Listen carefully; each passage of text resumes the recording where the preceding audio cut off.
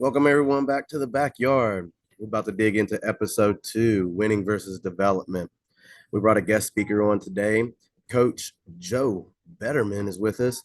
Coach Joe Betterman was a mentor of mine, a coach of mine, coach of my kids, and a mentor of my kids. I've known him for the past 10 years now. He has a long list of credentials. I'm going to let him get into that as he introduces himself. Joe, welcome to the backyard. There I am. There he is, the You Joe. found me. Joe, a shirt. I ain't got a shirt like that. It's that new one. You don't be making nothing like that for me no more. We do. I just sent you shirts. What do you mean? Yeah, but it's not like that one. Because it doesn't have pink. Yeah, the hot Real pink is men wear what pink. everybody likes. The hot pink now. Yeah, it's Real, you know. real men like pink. Hey, so I brought you on here today to talk a little bit. First, why don't you introduce yourself to the viewers and stuff like that? Talk about your athletic career and how it kind of moved into your coaching. Yeah, my name is Joe Betterman. I'm a former Olympic athlete. I was on two world teams. I won the Olympic trials in '08. I was an Olympic alternate in 12. I have 8 national titles, but I didn't do all that until high school or until after high school. From Chicago originally. Was in Northern Michigan for college, and then Olympic Training Center for 4 years, and then the World Class Athlete program. I was part of the Army and wrestled for the Army for a little bit. Wow, Illinois, Yes. wrestling state, That's right, Greco State. Northern Michigan, Yep, home of the Greco studs. that's right. Fair enough. What made you fall in love with wrestling? I just I grew up playing basketball and baseball when I was younger. And team sports and things like that, but I was very short. And so when I got to high school, I only weighed 72 pounds my freshman year, and I played football, and I was getting crushed. But the coach was the assistant coach. He's like, "Hey, you should come try out for the wrestling team." My friends were doing it, so I decided to do it, and little by little, I just started falling in love with the individual aspect, the one-on-one. If I work hard, I see results, opposed to just being naturally talented at something, right? I just worked my butt off and I was able to gain results on hard work instead of just talent. Um, but I think I really fell in love with wrestling probably when I was in college at Northern Michigan. Um, I got a full ride scholarship for Greco. I thought I was hot stuff. And when I got up there, I couldn't even score a point for the first 6 months. Um, my coach, Ivan Ivanov, who owns Soupless, and does all the dummies and Bulgarian bags and crash mats and all that. He would stay an hour every day after me after practice. And after that 6 months, I was tech following everybody, and I won my first national title to make a world team, junior world team, and just took off from there. And just I really bought in, since high school. Like if you put hard work in, you're going to get results. You may not get them right away, but it takes a little time, and sometimes you do get them right away. But you got to put the work in if you want to have bigger results. That's crazy because you grew up in a time where you were surrounded by talent, huh? You had Ellis Coleman around you. You had Robbie Smith. You know, you had Andy Bezic, Yep. all those guys. So I'm sure there was some frustrating moments because you wrestled around at 55 kilograms, but 60 kilograms was the Olympic weight. Yeah, I went from 55 from '02 to '04 or '02 to '06, and then I was cutting about 27 pounds by '06. When I got up there in '02, I didn't have to cut to 55. But then when I tried to go 50 kilos and I didn't make weight. And my coach is like, night before Wayne's like, you need to go up. We were in the sauna, me and Yvonne. And so I go up and I win the junior nationals at the weight above and I make the world team. But no, I went up to 60 in '06. And then in '07, I was on the world team that won the worlds. And then '08 won the Olympic trials. But yeah, I mean, Ellis, he's a little bit younger than me. I think he graduated in '09. And that's when him and I started competing. But funny thing is, I was like helping when I'd go home to Chicago. His coach was one of my Greco coaches. He would ask me to work with him and his brother Greedy, and so I'd go and work with them while they're in high school. And then a couple years later, me and Ellis are competing against each other in '09. And then he went up a weight for a couple years. I beat him twice, and then in 12 he beat me 4 times, and he ended up making the Olympic team, beat me in the finals. But yeah, I mean I grew up with Andy Bezic. He came in '04 to Northern Michigan, and then Robbie was there in '05. for a year or 6 months, and then he went out to the OTC. But a lot of talented individuals. And then you was also involved in the W Cap where you also seen these guys again, right? Like Ellis Coleman, the Mango brothers. Yep. You all Yeah. competed around that same weight class. Well, Ellis was a little bit bigger than you guys. Yeah, Spencer and I went to college together. I actually recruited him to wrestle at Northern Michigan. And then, he ended up joining the Army 2 years before me. And so then I went in, and then his brother joined, like a year after that or 2 years after me. But yeah, we all competed against each other. Me and Spencer have probably wrestled a dozen times. And me and his brother only wrestled once, and he put me on my head one time. I was winning, and he threw me on my head with 17 seconds left. Oh, dang it. But that's part of the game. That's part of the experience and part of the process. And you win some, you lose some, and you just get back up on the horse and try again. Yeah, I did. I didn't wrestle at the higher levels like you guys did, but I had my son and he was wrestling for Colorado for you guys, and Yeah. he was about to all tournament at junior duels, and same thing. Last 10 seconds, he went for a throw and dumped himself on his back and lost the match right there at the end. But you live and die by the sword. That's what my coach always said. He's like, "Oh, Joe, you're always living and dying by the sword." But that was the one thing, is I was a very dangerous thrower because I live and died by the sword. So it's a good thing to have. But then when I got really good is when I started learning how to hone in on not, overthrowing all the time and just like kind of being a little bit more patient. I think I got that from Momir a little bit, the patience. And then I started, my career even took off even a little bit more internationally. Right. Let's talk about that Olympic trials that year. What was in your mind that year, and once you got past it, was it like a big development jump? For '08. Yes. Yeah, 2008. It was a very frustrating year, '07, '08, because we were trying to qualify the way for the Olympics. Joe Warren was the previous world champ in '06, and he had to step away after '07.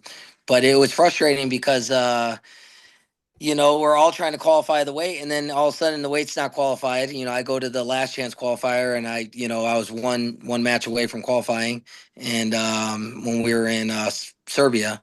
But we go to the Olympic trials, and you think that everyone's kind of going to shoot across and go to different weight classes. Everyone stayed in the weight class, all the main guys. So that was a cool part. It was like I didn't, I was able to win the trials with everyone there still. But we were all hoping on getting a wild card for the Olympics in '08, and that ended up obviously not happening. I went to China after I won the trials, and was waiting on a wild card, was cutting weight, and it didn't play out in the cards for me. Yeah, but you was amongst the warriors that went out Yeah, there. yeah, but I was able to make some huge jumps after that year.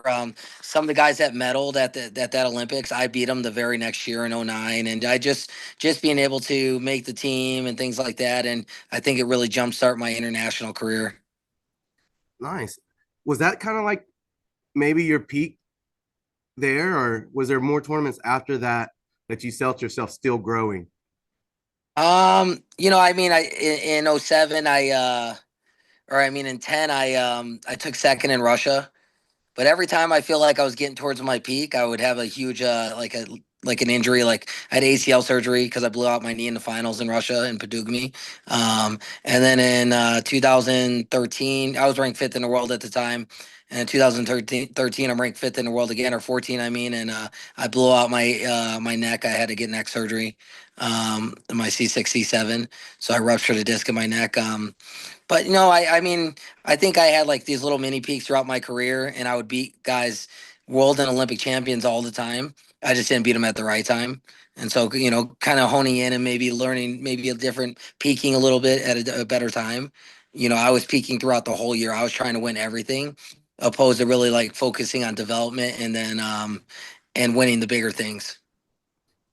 So when did your career change from being an athlete to a coach? When did you hang up the wrestling shoes and put on the mentor cap? I started coaching in like 2012, 2013, just doing like, a little club out of my basement in my house. And I was still competing at the time. And I would say around 15, obviously I retired in 15, a year before the Olympic trials. I blew out my lower back six disc, and I just said, I'm done. I took a year off after the neck, came back, and then I got hurt again. I blew out the disc in my back, and then I was deciding if I'm gonna, what I'm gonna do, and I was like, well, I'm gonna coach, but I was also in the army still, and I was a recruiter for the National Guard. But between 15 and 17 is when I really started coaching more than I had been in the past, and in 17 I started my wrestling academy. That's crazy because I don't think a lot of the viewers know that, Joseph was my mentor, and I got to experience some of those practices inside the basement. Very original practices, a lot harder than I recall, very structured practices. But it was in a small space. It was a room full of dogs for sure. Um, Yeah. so I definitely appreciate it being a part of that journey and stuff like that. And you coached my kids in that room. Oh, for sure. And they were just little guys, and we made you into a little guy. Yeah, yeah, I was a big And guy. I was you like know, over uh, 200 pounds there. the OG guys out of the basement were awesome, and I think they really laid the foundation for my coaching. And we didn't have all the big results back then. We didn't have world team members from the club, and heck, we didn't even have state champs yet from the club, right? And Fargo champs. But I think I was able to lay the foundation on really learning as a coach and learning how to develop athletes from a young age all the way to the next level. From the start of my basement to now, what we have is our big wrestling academy. But That's pretty cool. You just kind of pulled the topic in for me. Um, that's really what we're here for today is kind of talk about development versus winning. You know, why is winning that important? I don't think winning is very important at all. I think it depends on what your goals are, right? And what athletes and I would say sometimes parents, because parents get involved a lot, and sometimes for the good and sometimes for the bad. Um, it's not, for me, I don't want my wrestlers to think they always got to win. I think they should take the wins.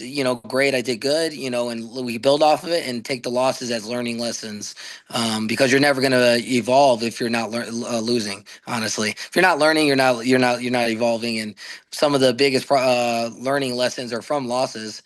Um, but I think that's where the common misconception is we got to win this. We went to Fargo and we have to win. And if you don't win, you're a failure, right? That's not the game, right? I never won Fargo. I never won high school state. I didn't start wrestling until high school. Never won high school state, and I went on and won 8 national titles after high school. That's like the first leg of the race. And so when you're developing young kids, and you start, from let's say 4, right? Practices should be fun, giving them good foundation and building skills. And then, as they get a little bit older, maybe we're 8 or 10, and they're starting to get a little bit more serious. Then we bump it up a little bit, and then when they get into high school, there's different levels to it. And even in high school, we have athletes like Aiden Ricks McElhaney, who he never placed at Fargo. He was part of our academy, our resident program. Lived with me for 3 years. Never placed. Lost in the blood rounds his senior year, and then goes to Russell's Division One, and the next year he takes second at the U20 World Team Trials, and he's all upset because he didn't win. I'm like, dude, you went from not placing to taking second. Yeah, I was So gonna say obviously he was we're upsetting a lot of people.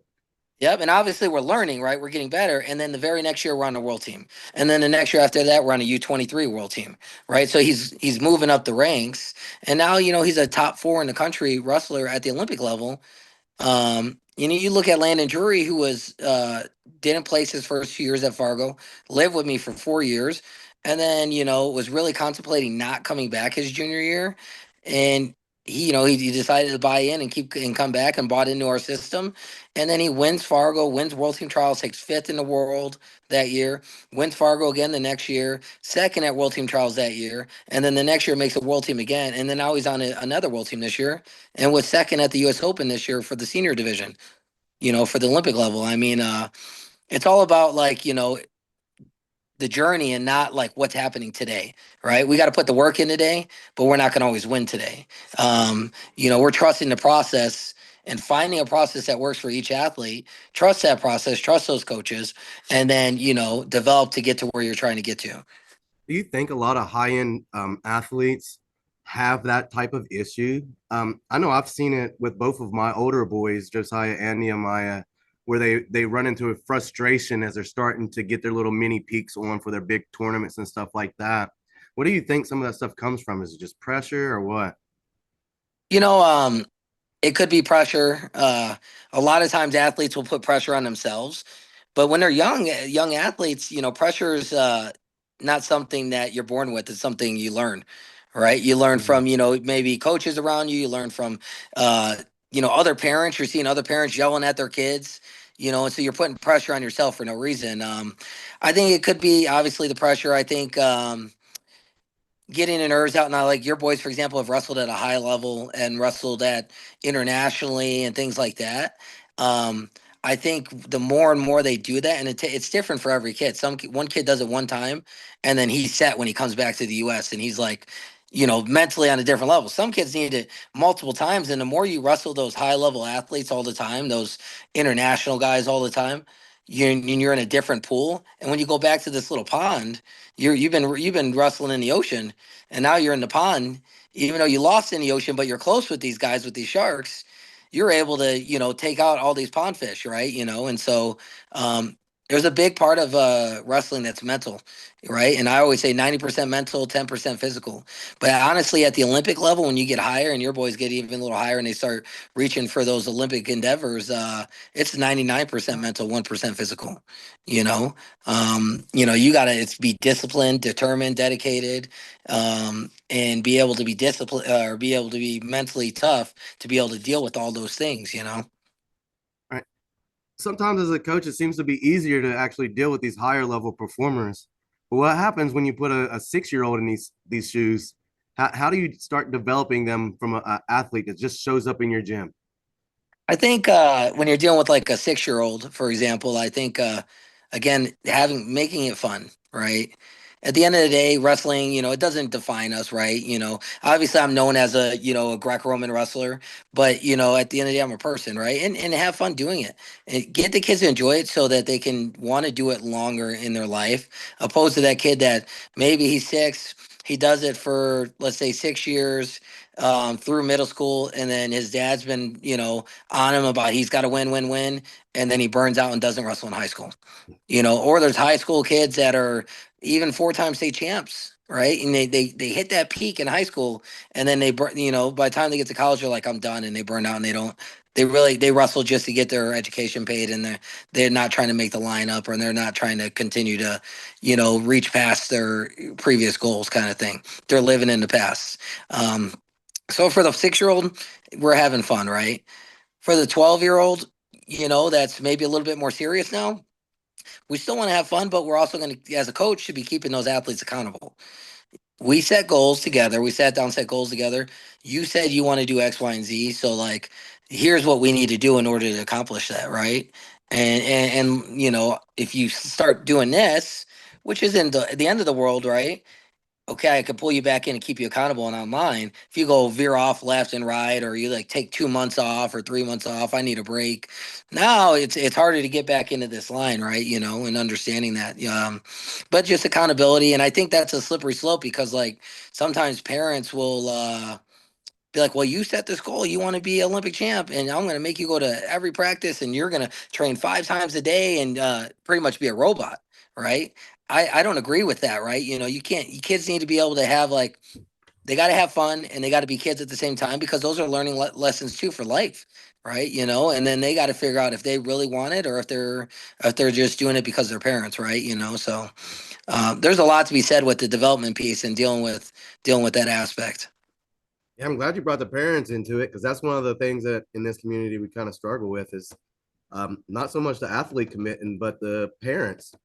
You know, if we have a athlete in here that's developing at a higher rate than others, and then all of a sudden you see that they don't show up as much, how do you tend to some of that stuff? I think for me, like just communications with these parents, and that's where keeping the parents accountable too, right? Like, hey, you signed up, yet your athlete is doing great, and then maybe having those quarterly meetings or something with the parents, or you got to keep them engaged.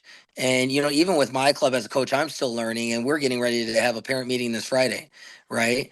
And put information out, and then maybe we'll have a quarterly meeting, 2-3 months from then, just so that the parents are engaged. Hey, this is where I see your son or daughter right now. This is what I think we need to do to make these adjustments to get to here, right? Um, keep them bought in, keep them accountable. And sometimes they're like, oh, I don't want to drive you to practice, right? And so that's where that battle buddy system comes in too. And building a community and not just of the parents but the athletes together where they're pushing each other, right? Hey, my kid, I'm paying for my kid to be at this practice, like I can't get him there today. Can you bring him, right? And getting the Yeah. community to kind of work together as a family. I think we've done very good with our club. As you know, you guys were in the club years ago, and it's a big family.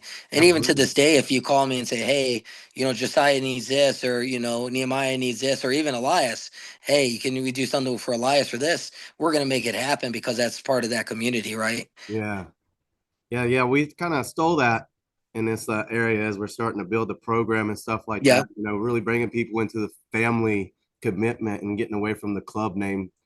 Just it's not a club; it's kind of a community. You kind of need everybody bought in at one time. So we definitely try to get our parents in. We have some socials and stuff like that, and some parent nights out. So it's kind of similar, But some of that just came from your mentorship and stuff like that, and it is very beneficial even in this area. I would consider this area kind of like a very start point of wrestling community as it is. We don't have any other major clubs in our area and stuff like that. So just the wrestling community in a whole is kind of new. So we've been pushing that for the last 3 years or so, like Yeah. that.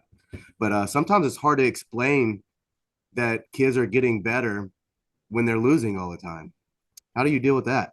Uh, I mean, okay, I wrestle so and so 10 times, and the first time he tech falls me 15-0, folks out, hypothetically, right? All right, great. The next couple times, maybe he only beats me 12-0.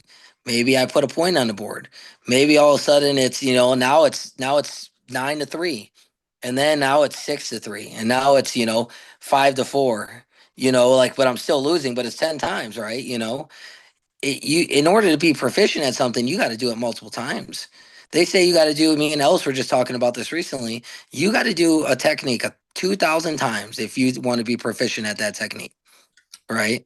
Um, and so those are some of the things that you got to think about when we're talking about like athlete development and kids. Kids all develop at different times. Flowers bloom at different times, right? Not there's not one, here's the system and everyone's going to make the team at this time or everyone's going to win nationals at this time. That's not true, right?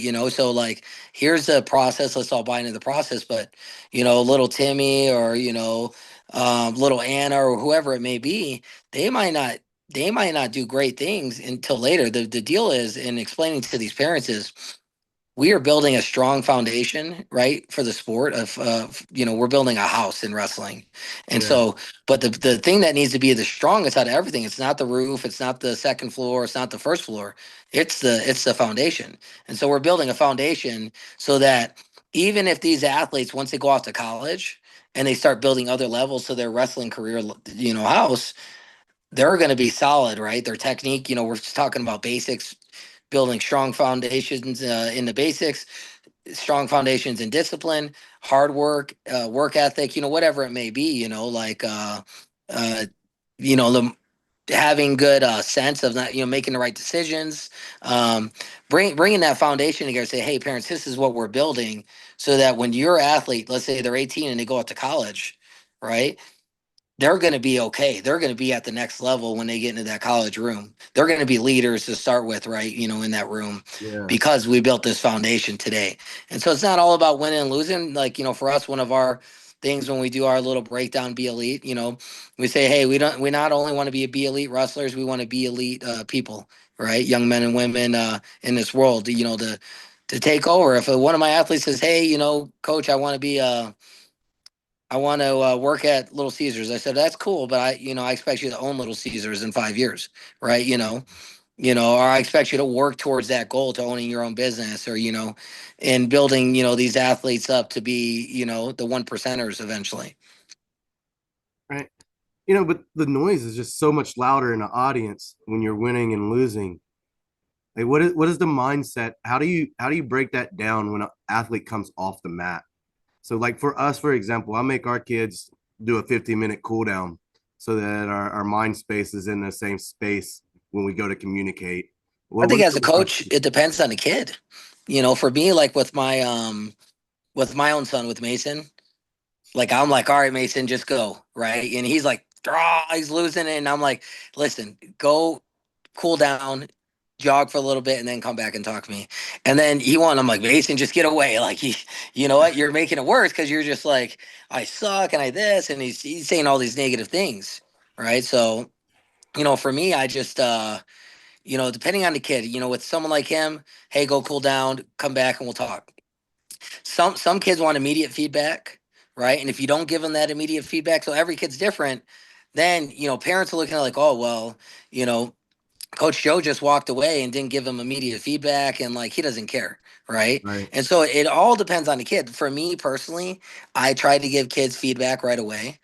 Um, Especially if we're at a tournament that there's a lot of them, like from our club, because I'm doing this, right? So if I can give a kid immediate feedback instantly, and I'll take notes in my phone, like, hey, we need to work on this, this kid did this. But I try to give them feedback. If that kid needs to cool down, I'm like, all right, you need to cool down, and then come and see me, come find me, and then I got stuff to tell you, right? But all depends on the kid. But the parents are part of that as well. You gotta. They some parents want immediate feedback. Some parents they want to talk to their kid right away, and you're like, hey, let's just let them cool down. It's I think I shoot from the hip on that one a little bit and play it by ear. Yeah. Yeah. Definitely each athlete's different. I mean, Nehemiah took a 2 year break on me for wrestling and he came back and now he's stepping back in it. I mean, he has a lot of missed time, but Yeah. he's definitely back in love with the sport again. So Well, he's hungry for it now. I mean, he took a break from me when he was wrestling. yeah, He yeah. wanted to play baseball, remember? And I went and bought him all his baseball Oh equipment my because I said gosh. if you're Yeah. gonna play baseball, you're gonna do it 100%. Yeah, So that's right, crazy. and just supporting kids that way, right? Too, like you're hey, if this isn't for you, I'll support you if you want to do something else. We have one of our wrestlers, Achilles Evans, graduated last year. He's a state finalist. Last year he was fourth. But throughout the year he struggled with like, oh, I want to play football, I want to wrestle, I want to play football, I want to wrestle. And throughout from eighth grade on, I said, hey, if you want to play football, that's cool. You're just gonna, make sure you make the NFL, do it 100%, and you can be one of our biggest donors, right, for the club. Yeah, for Um, sure. but now, like he's not wrestling now. After high school, he was like, hey, he did a little bit of freestyle and Greco. He's like, I'm done. I'm not going to Fargo, which was fine. I'm going to play football. He's playing D2 football in college, and hey, again, let's try to get an NFL. You're gonna be the biggest donor out there. You're gonna do it 100%. Don't do it halfway. Don't give yourself like I shoulda, coulda, woulda, or I would have did this if I would have stuck to wrestling. I used to beat that guy. Well, let's do it 100% if we're going to wrestle, or let's do football 100% if we're going to play football. Right. Speaking of that, like when we get into the high school age, and this is kind of where like my coaching hasn't got to that strong point yet. When we're talking to athletes that are wanting to be more than just a high school wrestler, right? Like when do we identify that and say, hey man, do you think you need to drop out some of these extra sports so that way you can fine tune and stay locked in? Or do you think multiple sports throughout high school is like one of those things that are great for development? I think it's different nowadays. I think growing up, when I was growing up and you were growing up, I think there was that multiple sport athlete. Like you could do that and still be very successful. Every kid's different. Like for me, Indiana, like we were talking recently, and like in Ellis, like I didn't have someone to hold my hand, right? And when it was came to doing extra work, I went and did the extra work, right? We created our academy because we tell kids to do extra work, and they weren't doing it, so we created a program where they had to do extra work, right? And their parents sign them up. I think every kid's different, but I think that at some point in their career, they got to say, "Hey, I want to be a wrestler." I want to do this seriously. I want to wrestle in college. If you ever have aspirations to wrestle in college, then we probably should start cutting the other sports, right? Now it depends on, where they're at in the country and like what they have available. If they have a year-round club, great. You can do that, right? But if you don't, then you're like, well, you got to think outside the box. Like, so for me, I didn't have a year-round club. We did freestyle and Greco, but it's not like we did a folk style preseason or anything like that. And I did cross country in the fall, you know, but I was always, doing all this extra lifting, doing all this extra stuff on my own, getting up at 5 a.m., getting up at 4 a.m., and going on this, doing this extra stuff. But the kids, nowadays, they want the immediate success, but they're not willing to, put the work in themselves. So now you got to have a program like mine or like yours where, we have that full option component to help them get to the next level, right? Yeah. And I think I think you're kind of in the still in the beginning stages where you're trying to get parents to buy into that, right? And athletes to buy into that. But the minute they start seeing success, right, and they see it from another person that maybe their athlete used to beat or their athlete used to place higher at all the tournaments and things like that, then they're like, man, they speak nothing but greatness, right? Our academy's been open for 9 years. Next year will be our 10th year. We started in 2017. And Yeah. it's evolved, from I think the 12 or 14 kids that we had before to almost 30 kids right now in the academy. But middle school and high school. So, and it's about half and half, for the split on the ages. And so, like, but every time we got high school kids graduating and we got middle schoolers going up to high school, we have another set of middle schoolers coming up on the bottom, you know? Right. So, you're starting to develop that kind of feeder program to getting them to be serious athletes, right? And within that feeder program, maybe you start with 10, at sixth grade, and out of those 10, only six make it on, Right. right? But it all depends on the kid. I think try to get the kids around each other and give them all um, like-minded goals. And if you're able to give them like-minded goals, then they're all working towards the same thing, right? Yeah. That way they're all together at one time. They're building that little community and they having that same structure all the time. Yep. Uh, so, kind of wrapping up on the end of this episode here. If you had one thing to give to the parents, what would you tell them? I would say, find a system and buy in, right? Whether it be like, with your club coach, like buy into the system and, do it 100%. And then if you do it 100% for so long and it didn't work, then you can make some evaluations and move on. But like find a program and trust your coaches, right? If you're not getting what you need, obviously dabble a little bit and find those programs that are full year round and things like that. It depends on what you want for your kid, but at the end of the day, it's your kid's wrestling career, and it's not their wrestling. It's not the parents' Yeah. wrestling career, right? Um, Let your kids make that decision if they're going to want to take it to the next level or not, and they're going to tell you if they are, right? For you, Yeah. Nehemiah wasn't wrestling for 2 years, Mm-mm. and then now he's living in Illinois, right? And he wants to go to the next level, and he's living with a multiple time world team member, Max Nowery, and he's trying to get to that next level. So find that program, trust it, and you're not going to see results right away, day one. But if you trust it, I promise you, there's going to be results within a few years, right? A trust in that process, and yeah, I think that's it. Let your kids have fun doing it too. They're not robots, make sure that they're having fun, and make sure that you're giving them the right opportunities. Well, thank you for all that. We definitely appreciate you coming on the podcast. It's always great catching up with you. I have a wrestling coach, mentor, my son's coaches, their mentors, a good friend, and everything in the Bettermans. So not only Joseph Betterman, but you also have Deanna and all their great kids and stuff like that as they're growing up too. So the wrestling community does have a special way of pulling people together and keeping them together for years. It's going on almost 10 years now. And, we still find each other in big wrestling tournaments and stuff like that. Well, heck, you coached my son in his national tournament after we left, up on the big stage to win his first match and stuff like that. That's kind of what the wrestling community's been about for me. And that's what we're trying to develop here in the CSRA. So I definitely appreciate all your time that you gave today and your advice and stuff like that for the viewers. Uh, Yeah, anything that you guys need, you guys, we're a big family, and anytime the CRSA wants to come out to Colorado and then backyard bullies, you bring them out just like you have in the past, and you guys are always welcome.